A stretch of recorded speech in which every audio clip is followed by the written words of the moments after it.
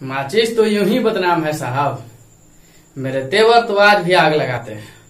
सिर्फ मैं अपनी तेवर की बातें नहीं कह रहा, यही तेवर आप सब में है। नमस्कार, मैं अविनाश विश्वास स्वागत करता हूं आपको अपने चैनल मैथ स्मार्ट में। और हम लोग पढ़ रहे हैं चक्रवृद्धि ब्याज, और आज चक्रवृद्धि ब्याज का 7वां भाग होगा। और 7वां भाग में हम लोग पढ़ेंगे किस्त वाला प्रश्न। तो चलिए सीखिए मेरे साथ किस्त वाला प्रश्न। 24,600 रुपया के ऋण को 5% वार्षिक ब्याज की दर से 2 समान वार्षिक किस्तों में चुकाया जाना है। प्रत्येक किस्त का मान ज्ञात करें। ठीक है, 24,600 रुपया है और इसको 5% वार्षिक ब्याज की दर से 2 समान किस्त में देना है।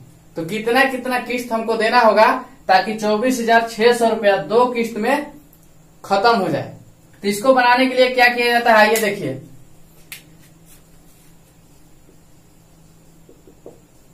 अब क्या बताना है, प्रत्येक किस्त का मान बताना है। किस्त का मान मान लीजिए किस्त बराबर x। ठीक है, इसको बनाने के लिए तरीका होता है x बटा में 1 प्लस दर बटा 100 के पावर में कुछ नहीं, ठीक है, 1 मान सकते हैं। अच्छा, प्लस x बटा में 1 प्लस दर बटा में 100 के पावर स्क्वायर। ठीक है, अब देखिए यहाँ 1, यहाँ 2, यहाँ 3, यहाँ 4, जितना किस्त बोल देगा यहाँ पे 2 किस्त में चुकाने के लिए बात हो रही है, इसीलिए x बटा 1 प्लस दर बटा 100 को 2 बार ही लिखे हैं। अगर 3 किस्त में बोल दिया होता तो 1 यहाँ पे और बढ़ा देते, x बटा में 1 प्लस दर बटा में 100 के पावर में q। ठीक है, अब देखिए ये 3 किस्त हो गया। यहाँ 2 का मतलब क्या हुआ कि 2 किस्त, यहाँ जो 3 पावर है इसका मतलब क्या हुआ कि 3 किस्त में देना है। ठीक है, इसी तरह से किस्त बढ़ते जाएगा। ठीक है, अगर 4 किस्त दे देगा तो इसी तरह से लिखेंगे और पावर में 4 लिख देंगे। अगर 5 किस्त होगा तो पावर में 5 लिख देंगे। ठीक है, लेकिन यहाँ पे 2 किस्त में देना है, इसीलिए हम 2 किस्त तक ही रुकेंगे। एक ये वाला हो गया और एक ये वाला हो गया। चलिए इसको हटा देते हैं, ये तीसरा किस्त हो जाएगा, लेकिन तीसरा किस्त का जिक्र है नहीं। अब बराबर में क्या हो जाता है, लास्ट में p हो जाता है, अर्थात मूलधन हो जाता है। तो मूलधन इसमें दिया हुआ है कि 24,600 रुपया है। ठीक है, और जो किस्त का वैल्यू हमको बताना है, पता नहीं है। तो आइए देखिए, x बटा में 1 प्लस दर के जगह पे क्या लिख लेंगे 5 और बटा में 100। ठीक है, 5 दर दिया हुआ है। आगे x बटा में 1 प्लस 5 बटा में 100 का स्क्वायर। ठीक है, यहाँ स्क्वायर इसलिए करना पड़ रहा है क्योंकि 2 किस्त में बोला है। ठीक है, अगर 3 किस्त में बोला होता तो एक यहाँ पे और बढ़ा करके x बटा में 1 प्लस दर बटा में 100 का क्यूब करना पड़ता हमको। ठीक है, तो 2 किस्त नहीं बोला है, इसलिए 2 किस्त तक ही हम जाएंगे और बराबर में 24,600 लिख लेंगे, अर्थात मूलधन का वैल्यू लिख लेंगे। ठीक है, अब चलिए इसको कटाते हैं। 5 से ये 20 बार में, 5 से ये 20 बार में। अब इधर देखिएगा, ये क्या हो जाएगा कि 20 से कम 20 और 1 21। ठीक है, तो अब हम क्या कर लेते हैं कि 20x बटा 21।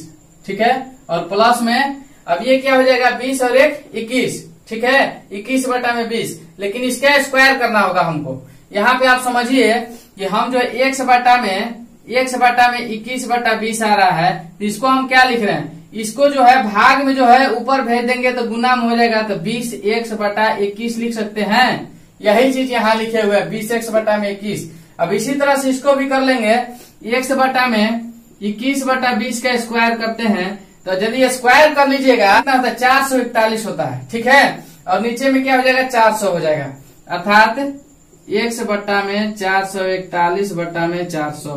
ठीक है, अब देखिए 400 जो है 441 के भागा में है, तो इसको ऊपर भेज देंगे तो गुना में हो जाएगा, अर्थात 400x बटा 441 लिख देंगे, 400x और बटा में 441। ठीक है, और बराबर की इस तरफ क्या लिख लेंगे 24,600। हल कीजिए इसको, कितना आ जाएगा। अब 21 और 441 का एलसीएम लेते हैं तो 441 ही होगा। ठीक है, अब 21 से ये कितना बार में जाएगा, 21 बार में ही जाएगा, तो 21 दूना 42 अर्थात 420, और यहाँ पे क्या हो जाएगा 400x और बराबर में 24,600। ठीक है, तो यहाँ पे क्या हो जाता है 820 1 बटा में 441 बराबर 24,600। अब इसको हल कर लीजिएगा तो कितना आ जाएगा, 24,600 गुना में 441 और बटा में 820। ठीक है, ये 3 बार में कटता है, 30 बार में यहाँ, और 30 में 441 से गुना करने के बाद पता चलेगा आपको 30 गुना 441 बराबर हो जाएगा 0, 3, 4, 12 और 12 और 1 13, 13,230 रुपया। तो प्रत्येक किस्त जो है ना, प्रत्येक किस्त कितना कितना देना होगा, तो 13,230 रुपया का किस्त देना होगा, और 2 किस्त में क्या हो जाएगा, पैसा वसूल हो जाएगा। तो किस्त वाला प्रश्न को इसी तरह से बनाया जाता है। किस्त को मान लेते हैं x और x बटा में 1 प्लस दर बटा में 100। अब जब पहला किस्त है तो पहला किस्त के लिए क्या लिखते हैं, 1 लिखते हैं, दूसरा किस्त के लिए 2 लिखते हैं, तीसरा किस्त के लिए 3 लिखते हैं, चौथा किस्त के लिए 4 लिखते हैं। इसी तरह से बढ़ते जाते हैं, जितने किस्त का आपसे पूछ लेगा उस तरह से हम बढ़ते जाते हैं। तो इस तरह से किस्त वाला प्रश्न बन गया। चलिए अगला प्रश्न देखिए। चलिए ये किस्त वाला दूसरा प्रश्न, इसको समझिएगा। सबसे पहले प्रश्न पढ़ते हैं। 1100 रुपया के ऋण को 20% वार्षिक ब्याज की दर से 2 समान वार्षिक किस्तों में अदा करना है। ठीक है, प्रत्येक किस्त कितने रुपए की होगी, किस्त के रूप में कितना रुपया देना है वही हमको बताना है। तो चलिए इसको कैसे बनाते हैं देखिएगा। हम मान लेंगे, माना किस्त बराबर x। ठीक है, किस्त हमको बताना है, x का जो वैल्यू आ जाएगा वही क्या हो जाएगा, किस्त हो जाएगा। x बट्टा में 1 प्लस दर बट्टा 100 प्लस x बट्टा में 1 प्लस दर बट्टा 100 का स्क्वायर। ठीक है, और बराबर में p। 2 ही किस्त दिया हुआ है। ठीक है, बोल रहा है प्रश्न में कि 2 किस्त में इसको अदा करना है, 2 किस्त में ऋण को अदा करना है। ठीक है, तो 2 किस्त के लिए देखिए, पहला किस्त के लिए 1 हो जाता है यहाँ पे, तो 1 के लिए कुछ नहीं लिखिएगा तो कोई दिक्कत नहीं है। ठीक है, अच्छा दूसरा किस्त के लिए यहाँ पे 2 लिखना पड़ता है, तीसरा किस्त के लिए 3 लिखना पड़ता है। इसी तरह से x बटा में 1 प्लस दर बटा 100 के पावर में 3, 4, 5 ऐसे करते जाते हैं। जितना किस्त बोल देगा उतना किस्त में हम आगे लेकर के इसको जाते हैं। लेकिन 2 समान किस्त का बात कर रहे हैं, इसलिए 2 ही किस्त हम लिखे हुए हैं। आइए देखिएगा, x बटा में 1 प्लस, अब दर देख लीजिए, दर 20% है, 20 बटा में 100 और प्लस x बटा में 1 प्लस 20 बटा 100 का स्क्वायर, और बराबर में मूलधन कितना दिया हुआ है, 1100 रुपया, 1100। ठीक है, इसको इससे काटिए 5 बार में, इस 20 से ये 100 5 बार में। अब क्या हो जाएगा, x बट्टा में 5 एकम 5 और 1 6, तो 6 बट्टा 5 और प्लस x बट्टा में 6 बट्टा 5, इसका स्क्वायर हो जाएगा। ठीक है, और बराबर में 1100। अब इधर देखिएगा, अब इसका पावर 1 है। ठीक है, तो 6 बटा 5 के पावर 1 हो तो 6 बटा 5 ही होगा। अच्छा, अब ये जो नीचे वाला है 5 ऊपर में चला जाता है, नीचे भाग में है और ऊपर जाएगा तो गुना में हो जाएगा। तो इधर क्या हो जाएगा, 5x बटा 6 और प्लस इसको देखिएगा 6 बटा 5 है, तो 6 का स्क्वायर कितना होता है, 36 होता है, और 5 का स्क्वायर कितना होता है, 25 होता है। ठीक है, तो 25 भाग में है तो ऊपर जाकर के क्या हो जाएगा, गुना में हो जाएगा। तो यहाँ पे 25 x बट्टा 36 लिख सकते हैं, कोई दिक्कत, कोई दिक्कत नहीं। चलिए अब बराबर में मूलधन अर्थात 1100। अब इसको भिन्न का जोड़ बनाते हैं तो क्या हो जाएगा, 36 एलसीएम हो गया। अब यहाँ पे क्या हो जाएगा, 30x हो जाएगा और प्लस 25x हो जाएगा, और बराबर में 1100 रुपया हो जाएगा बराबर। अब इसको जोड़ लेंगे तो कितना हो जाएगा, 55x बराबर 1100 गुना 36। ये 36 भाग में है तो इधर जाकर के गुना में हो जाएगा। अब चलिए इसको काटते हैं, 11 से 11 5 55, 11 से कितना 100 बार में, इस 5 से कितना बार में, 20 बार में, तो x बराबर क्या हो जाएगा, 720 रुपया। यही आंसर है। 720 रुपया क्या निकल करके आया है, प्रत्येक किस्त का वैल्यू निकल करके आया है। प्रत्येक किस्त कितना देना होगा, 720 रुपया करके 2 किस्त में पैसा को वसूल कर देना होगा। ठीक है, 2 किस्त वाला प्रश्न आपको बता दिए। अब एक और प्रश्न आप देखिए, तीसरा किस्त वाला।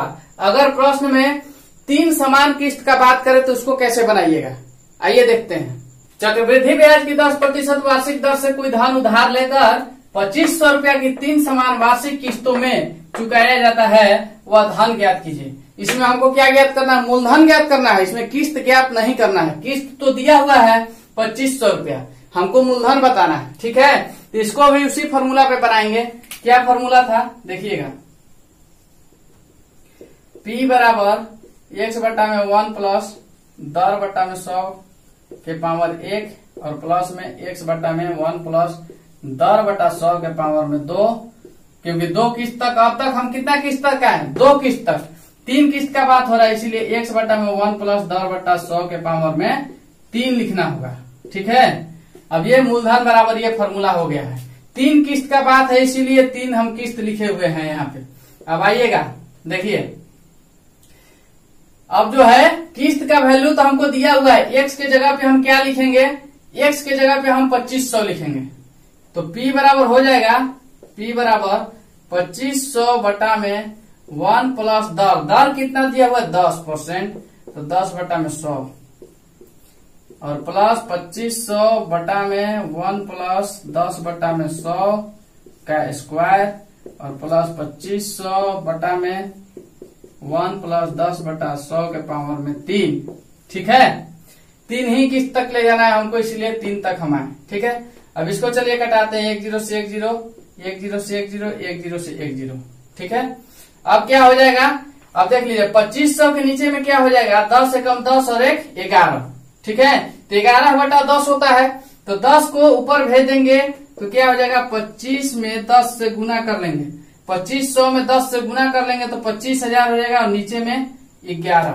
ठीक है, अब आगे देखिएगा, यहाँ भी 2500 है और यहाँ जो है ना 11 बटा में 10 हो गया, इसका स्क्वायर करना होगा, तो 121 बटा में 100 हो जाएगा। स्क्वायर करने के बाद 121 बटा 100 होगा, तो 100 को ऊपर भेज दीजिए और 121 को नीचे रख लेंगे, तो 2500 पहले से है, फिर 100 को ऊपर तो डबल 0 और 121 नीचे। अच्छा, प्लस में यहाँ पे देखिए 2500 ऊपर में है और नीचे में जो है 10 का क्यूब कीजिएगा तो 1000 हो जाता है, तो 3 0 ऊपर में भेज दीजिए और नीचे में क्या हो जाएगा, 11 का क्यूब कीजिएगा तो 1331 हो जाता है। ठीक है, मैं समझता हूँ कि आपको भिन्न का जोड़ आता होगा, इसको जोड़ लीजिएगा तो इसके बाद में क्या आ जाएगा, इसको बट्टा पर जोड़ दिया, इसको भिन्न का जोड़ बना लेंगे तो कितना आ जाता है, तो P बराबर हो जाएगा 6217 रुपया 13 पैसा। यही आंसर है, मूलधन निकल कर आया है 6217 रुपया 13 पैसा, जिसका 2500 रुपया 3 किस्त में दे करके वसूल किया जा रहा है। ठीक है, तो चलिए मैं उम्मीद रखता हूं कि आपको समझ में आ रहा होगा।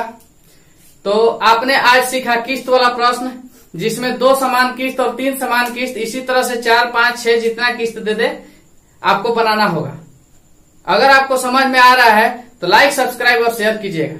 ठीक है, मिलते हैं कल अगले क्लास में कुछ नए प्रश्न के साथ, तब तक के लिए दीजिए मुझे इजाजत। थैंक यू, धन्यवाद।